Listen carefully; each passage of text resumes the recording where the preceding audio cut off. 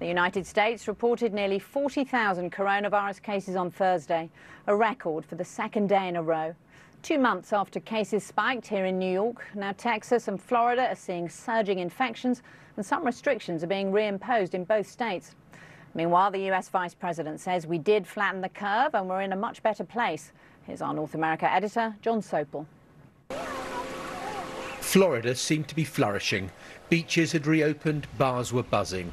The Republican-controlled state was one of the first to lift the shutters, despite not meeting government guidelines.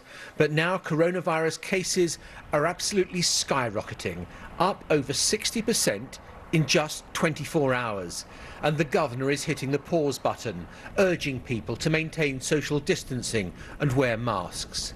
But it's not going to be an easy sell. I need you to tell me, how do I play a saxophone and sing with a mask on? Listen to these people in Palm Beach. You literally cannot mandate somebody to wear a mask knowing that that mask is killing people. It literally is killing people. And they want to throw God's wonderful breathing system out the door.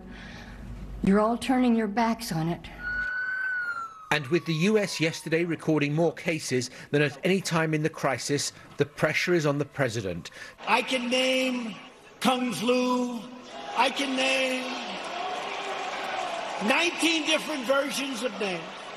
Particularly after holding a rally in Oklahoma last weekend, which has resulted in dozens of campaign staff and dozens of Secret Service officers having to quarantine with COVID symptoms. It does sound, though, like you're saying do as we say, not as we do. You're telling people to listen to local officials, but in Tulsa you defied local health officials. Well, I want to remind you again that the freedom of speech and the right to peaceably assemble is enshrined in the Constitution of the United States. And the Vice President played down the severity of the current surge in cases.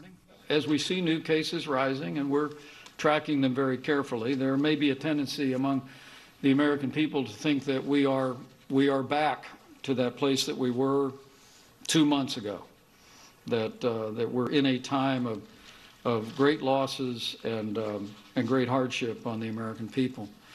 The reality is we're in a much better place. The president insists it's because so many more people are being tested, like here in San Francisco, that more cases are being discovered. But it's only part of the story. Public health officials, though, are far less sanguine about it. They say unless urgent action is taken to deal with this current surge, then all the sacrifices of the past 3 months could have been for naught. Far from flattening the curve, America seems to be fattening it. John Sopel, BBC News, Washington.